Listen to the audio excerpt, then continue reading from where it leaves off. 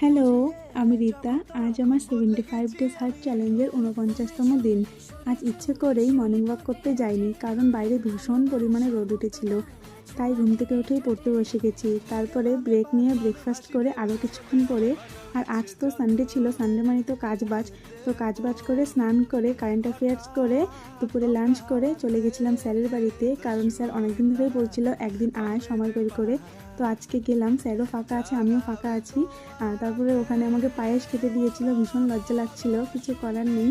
তারপরে বাড়ি এসে চা খেয়ে যখন ওয়ার্কআউট করছি, তখন আমার মা আর বৌদিও আমার দেখা দেখি ওয়ার্কআউট করছে। তারপরে মেডিটেশন করে কিছুক্ষণ রিভাইজ দিয়ে আজ গেছিলাম একটা বৌদির জন্মদিনে। তো ওখানেই অনেকটা সময় লেগে গেছে, প্রায় 1 ঘন্টার মতো। তো এইভাবেই আমি আমার আজকের দিনের চ্যালেঞ্জ কমপ্লিট করলাম, আর এটা হচ্ছে আজকের selfie. So that was it for today. Okay, bye. Hello, আমি রীতা। আজ আমার 75 ডেজ হার্ট চ্যালেঞ্জের ৪৯তম দিন।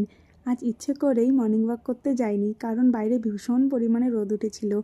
তাই ঘুম থেকে উঠেই পড়তে বসে গেছি। তারপরে ব্রেক নিয়ে ব্রেকফাস্ট করে আরও কিছুক্ষণ পরে, আর আজ তো সানডে ছিল, সানডে মানে তো কাজবাজ করে স্নান করে কারেন্ট অ্যাফেয়ার্স করে দুপুরে লাঞ্চ করে চলে গেছিলাম স্যারের বাড়িতে, কারণ স্যার অনেকদিন ধরেই বলছিল একদিন আয় সময় বের করে। তো আজকে গেলাম, স্যারও ফাঁকা আছে, আমিও ফাঁকা আছি। তারপরে ওখানে আমাকে পায়েস খেতে দিয়েছিল, ভীষণ লজ্জা লাগছিল, কিছু করার নেই। তারপরে বাড়ি এসে চা খেয়ে যখন ওয়ার্কআউট করছি, তখন আমার মা আর বৌদিও আমার দেখা দেখি ওয়ার্কআউট করছে।